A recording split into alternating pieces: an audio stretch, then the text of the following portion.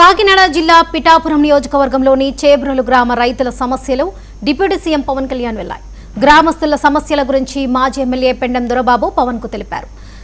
Sericulture రైతులకు ప్రభుత్వం నుంచి రావాల్సిన 4 కోట్లకు పైగా రాయితీలు పెండింగ్ లో ఉన్న విషయం పవన్ కు వివరించారు. పెండింగ్ రాయితీలను విడుదల చేయాలని కోరారు. ఉప్పాడ సాగరమాల రహదారి నిర్మాణంతో రైతులు ఎదుర్కొంటున్న ఇబ్బందులను ప్రస్తావించారు. పవన్ రైతుల సమస్యల పరిష్కారంపై సానుకూలంగా స్పందించారు.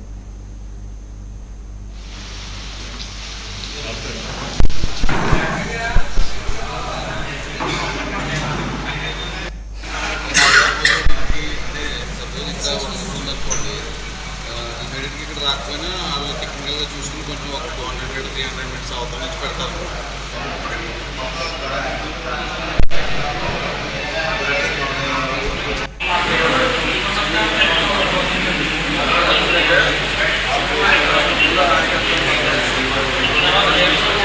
పిఠాపురం నియోజకవర్గం చెందినటువంటి ఎప్పటి నుంచో సెరికల్చర్ రైతులైనటువంటి చేబ్రోలు గ్రామ వాసులందరూ కూడా సెరికల్చర్ అనేది మన పిఠాపురం నియోజకవర్గంలో చేబ్రోలులోనే ఈ జిల్లాలో అత్యధికంగా ముందుకెళ్తున్నటువంటి సెరికల్చర్ రైతులకి అందరికీ కూడా ఎన్నో కష్టాలు ఉన్నా కూడా వారి యొక్క సమస్యని ఆ రోజుల్లో 1 కోటి రూపాయల వరకునే వారికి ఆ రోజున మనం తేవడం జరిగింది. దాదాపు 4 కోట్ల రూపాయల బకాయిలు ఉండే పరిస్థితిలో గౌరవ శాసనసభ్యులు డిప్యూటీ సీఎం గారు అయినటువంటి పవన్ కళ్యాణ్ గారి దృష్టికి తీసుకెళ్లాలనే దృక్పథంతో ఆ రైతులందరూ కోరిక మీద ఈ రోజున ఏదైతే ఈ నియోజకవర్గ సమస్యలన్నింటినీ కూడా ఇక్కడ చేర్చి ఇక్కడ సమస్యలు తీర్చే విధంగా వెళ్తున్నట్టు బడా ఆఫీసు పీడీ గారి దగ్గరికి రావడం, ఆ రైతులందరూ కూడా వారి సమస్యలను కూడా పవన్ కళ్యాణ్ గారి దృష్టికి వెళ్ళి వెంటనే వారికి పరిష్కారం జరిగే విధంగా చేయాలని చెప్పేసి ఆ రైతులందరికీ కూడా మనం రైతులతో పాటు